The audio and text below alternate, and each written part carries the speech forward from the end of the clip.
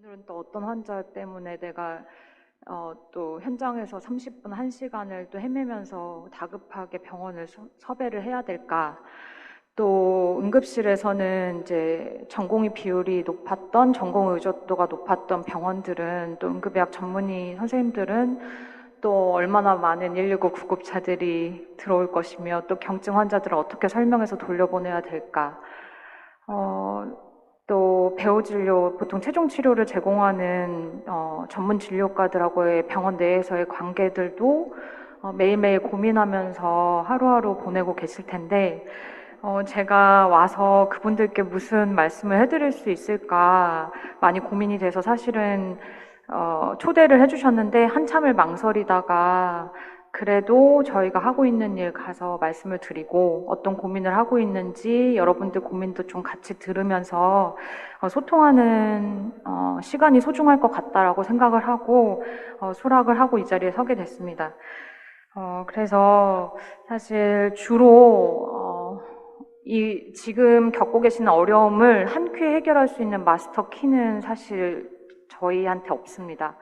그래서 그냥 이거 가지고 되겠어, 이거 가지고 되겠어 라는 한 가지가 모여서 그래도 지금 있는 어려움들을 조금이라도 완화시킬 수 있다면 하는 마음으로 한 페이지 한 페이지를 좀 준비를 했고요. 그래서 그냥 담담하게 좀 봐주시면 좋겠습니다. WHO는 응급의료 체계에 대해서 이렇게 틀을 짜고 있습니다.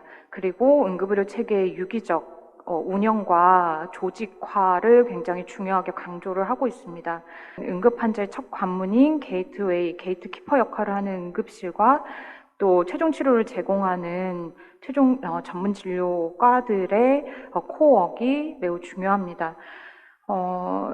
이제 코릴레이션 해보면 현장에서는 국민의 역할, 그리고 현장과 이송 단계에서는 119의 역할, 그리고 병원 단계에서는 의료진의 역할이 중요한데요. 아시는 것처럼 코로나 때 이제 균열이 수면 위로 드러났고 이 각 단계의 유기적이어야 될 관계들이 조금 이제 깨지는 징조들이 많이 보였었고요.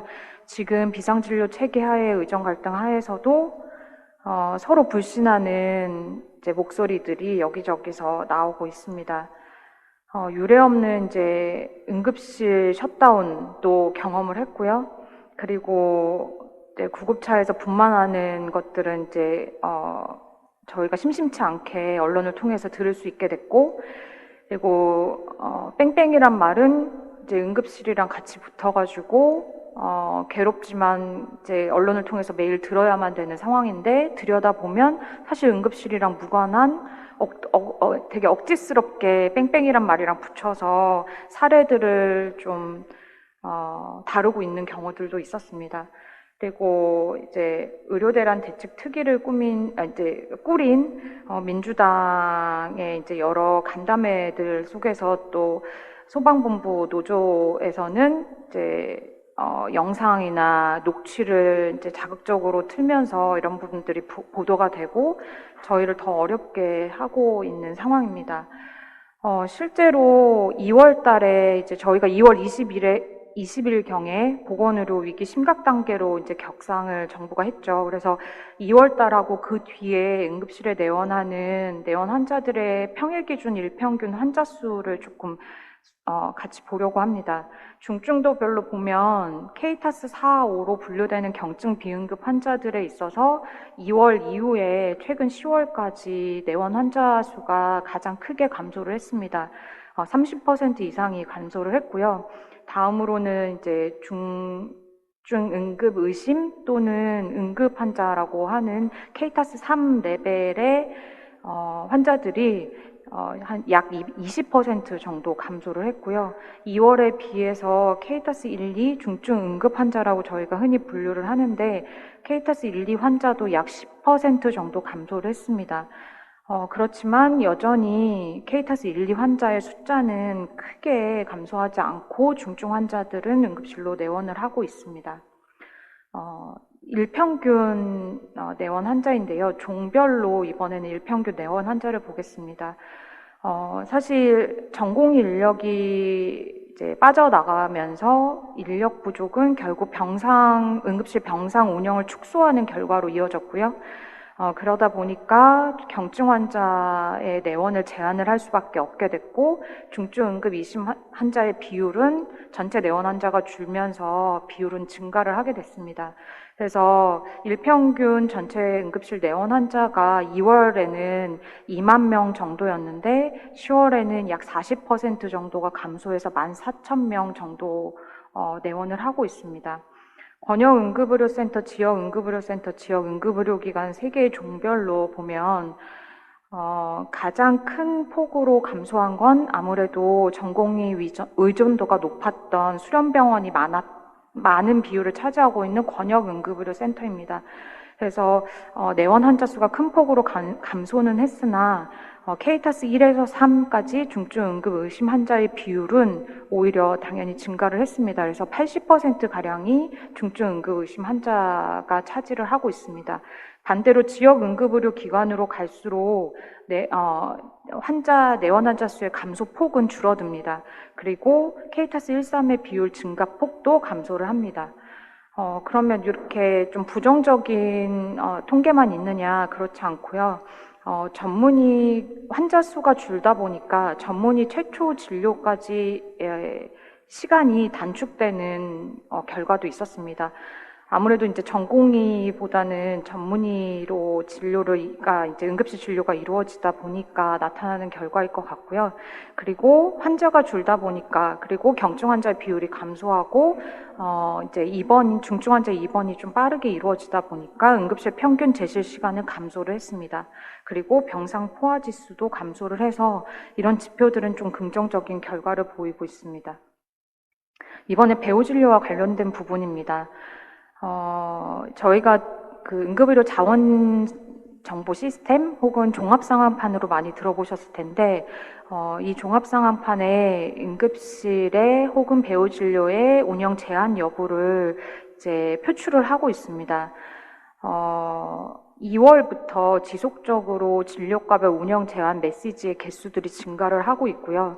지금 가장 최근에는 운영 제한이 있는 진료과의 상위 랭크가 조금 순위가 바뀌었는데 1위는 소아청소년과가 차지를 하고 있고, 그 뒤를 이어서 안과, 성형외과, 이비인후과, 내과 순으로 운영이 제한되는 병원들이 많이 증가하였습니다. 이런 상황 속에서도 이제 일단 중앙응급의료센터는 23년 제4차 응급의료 기본계획 수립과 맞물려서 응급의료 체계 개선 노력의 과제들을 정하고 계속 진행을 하고 있습니다. 병원 전 단계의 이제 환자 안전을 위한 부분, 그리고 대국민의 응급의료 이용과 관련돼서 지원을 할 수 있는 부분들, 그리고 병원 단계에서 환자 안전을 증가시킬 수 있는 부분, 그리고 지자체 단위에서 인프라를 강화시킬 수 있는 여러 가지 노력들을 위한 과제들을 진행을 하고 있습니다. 그것과 관련해서 뒤에 지금 현재 진행 중인 사안들을 좀 말씀을 드리면서 앞으로 어떻게 나아가려고 하는지를 좀 공유를 드리려고 합니다. 먼저 사실 저희 이 비상진료 체계 하에서 가장 큰 위기가 추석 연휴였습니다. 그래서 추석 때 응급의료 대란이 일어날 거다. 그래서 한 달, 2달 전부터 추석을 대비해서 준비를 했었습니다.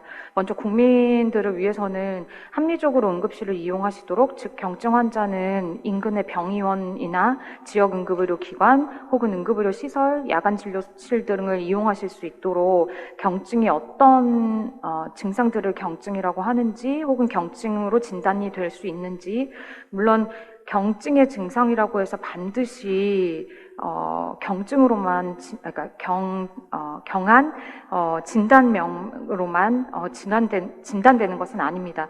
그렇지만 해외 사례를 봤을 때도 영국, 미국, 캐나다 등에서도 이러한 증상들은 단순 질환으로 진단될 가능성이 높으니 먼저 문 여는 병의원이나 응급의료 시설 등을 이용해서 검사를 받으시고 이후에 필요하면 대형 병원 등의 상급 병원들의 진료를 받으실 것을 권유를 하고 있습니다.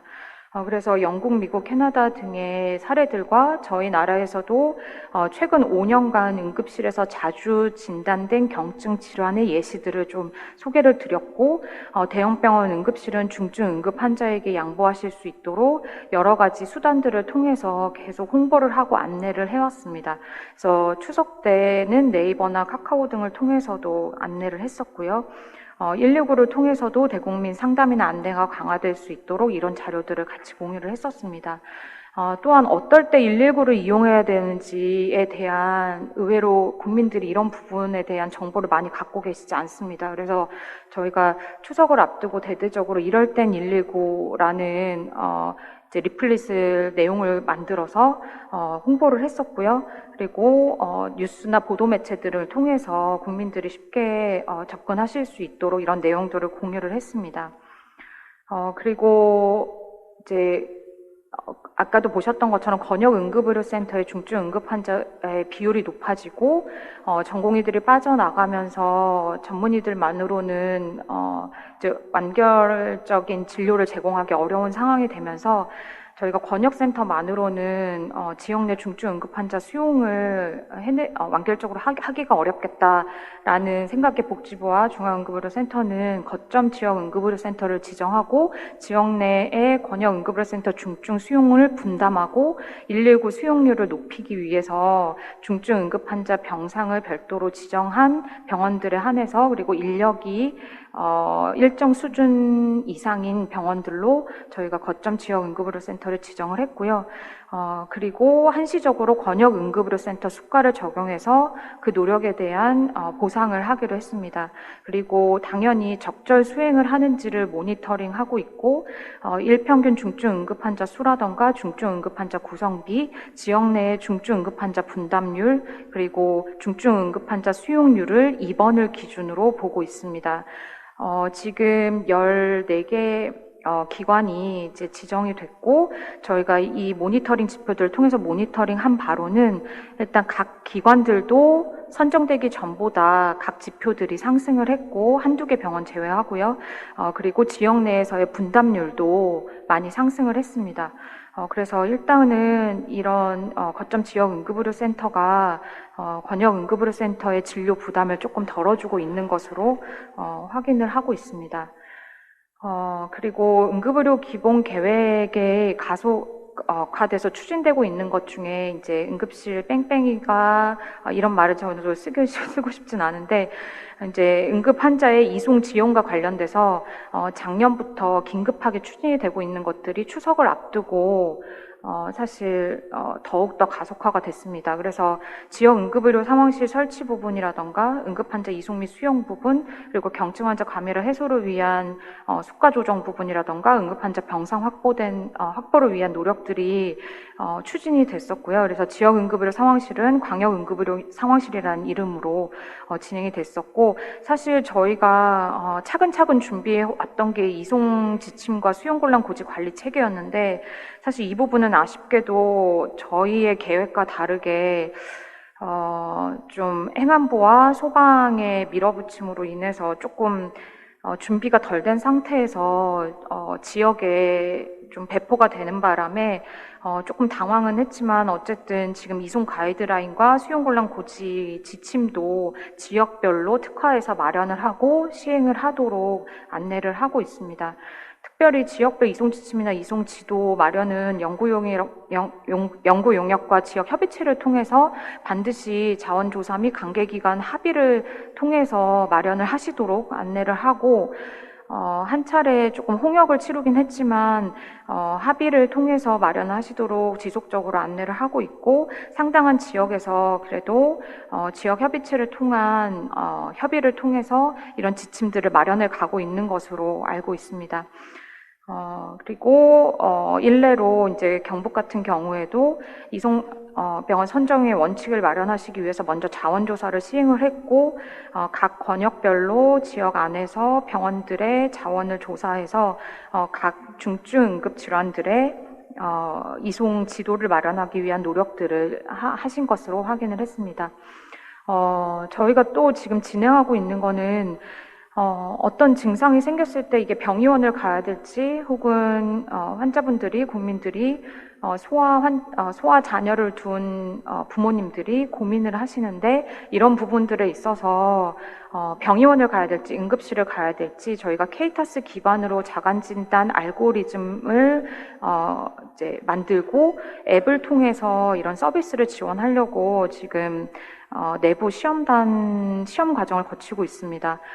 그래서 이게 완성이 되면 내년 1월 정도에는 대국민 배포를 해서 좀 지원을 하려고 하는데요.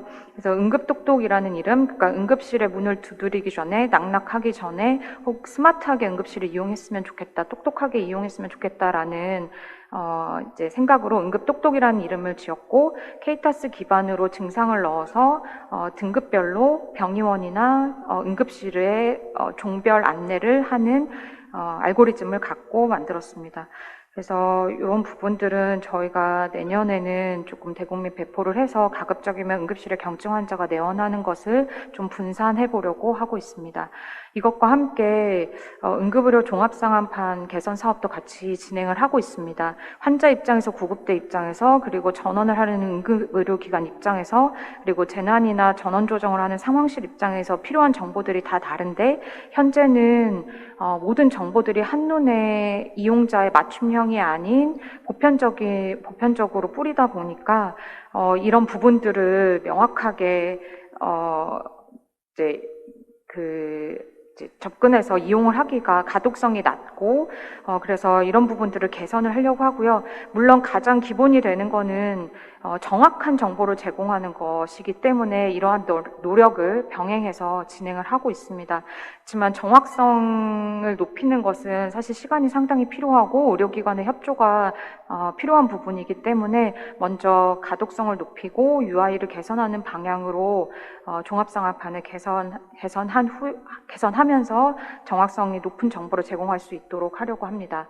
그래서 기존에는 숫자들이 막 나열됐었는데 저희가 조금 신호등 기능이라던가 그래픽을 사용을 해서 한눈에 알아보실 수 있도록 정보를 제공하려고 하고요. 그리고 각 기관별 혹은 이제 복지부나 중앙센터가 한눈에 자원 정보를 관리할 수 있도록 이런 대시보드를 개발을 해서 각 자원 현황들을 파악을 하려고 합니다. 이 부분은 사실 아까 말씀드린 것처럼 수용곤란 고지 관리 체계가 저희의 계획대로 확립되기 전에 수용곤란 고지 지침이 이제 행안부와 소방을 통해서 지자체에 배포가 되면서 조금 혼란은 있었지만 저희가 이런 부분들을 전산적으로 시스템적으로 관리하기 위해서 수용곤란 고지 관리 시스템을 좀 마련을 했습니다. 아직은 오픈을 하기 전인데 이런 부분들이 시행규칙 개정과 함께 오픈이 되면 또 한번 소개를 드리고 체계적으로 병원은 수용곤란 고지 사유를 이제 관리를 할 수 있도록 하고 119 구급대는 이런 정보들을 활용을 하고 이송을 할 수 있도록 지원을 하려고 합니다. 또 한편으로 응급의료 전달체계 개편을 저희가 준비를 하고 있었습니다.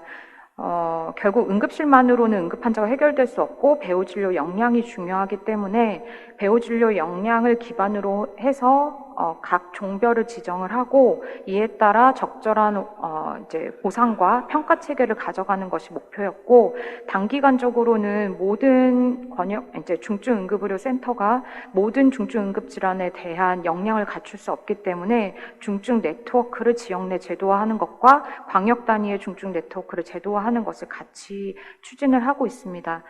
하지만 지금 저희가 이제 3가지 목표를 두고 하고 있었는데 응급실 기능과 최종치료 역량 강화 부분 여기에는 인력이 필수인데 지금 아시는 것처럼 의정 갈등 하에서는 이 부분을 저희가 강화하기는 어렵기 때문에 현실적으로는 지금 이 부분보다는 중증 네트워크 제도와 평가 보상 체계 개편에 초점을 맞춰서 먼저 진행을 하고 있습니다. 그래서 응급환자 전용 중환자실, 입원실, 수술실 운영 등 자원 확보에 대한 보상을 강화하고 그다음에 응급수술 행위 가산 적용 기간을 확대하고 야간 휴일 당직 대기비를 지원을 하고 상급종합병원 지정이나 의료질 평가의 중증 응급환자 진료 성과를 확대 반영하는 등의 작업들을 먼저 진행을 하고 있고요. 그래서 이를 통해서 중증 응급환자의 수용성을 높이고 네트워크를 통해서 중증 응급환자 대응 역량을 좀 강화를 하고 그다음에 필수 의료 응급의료의 인력과 행위에 대한 적정 보상을 통해서 의료기관의 적극적 대응과 투자를 유도하고자 전달체의 개편 중에 몇 가지 제도는 제도화를 시키고 있습니다. 그래서 지금 먼저 시작한 거는 전국 단위의 이제 네트워크 사업인데요. 저희가 대동맥 박리라던가 소아기관지 출혈 이물질이라던가 소아복부 외과 질환과 같은 경우에는 전국에 치료를 제공할 수 있는 인력도 부족하고 이제 환자도 많지 않기 때문에 발생 빈도와 이제 공급이 가능한 기관들을 매칭을 할 때 반드시 지역 내에 이런 이제 체계가 갖추어질 필요는 없겠다라고 판단을 하고 전국 단위로 저희가 네트워크를 구축을 해서 최소 광역 혹은 전국 단위로 환자의 진료에 대응을 할 수 있는 체계를 만들어서 당직대기비를 지급하는 것을 통해서 이런 네트워크를 구축을 하고 있습니다. 또한 같이 광역응급의료 상황실을 전국에 6개 광역을 정하고 6개소를 개소를 해서 이송병원 선정 업무와 함께 전원 조정을 하고 있고요.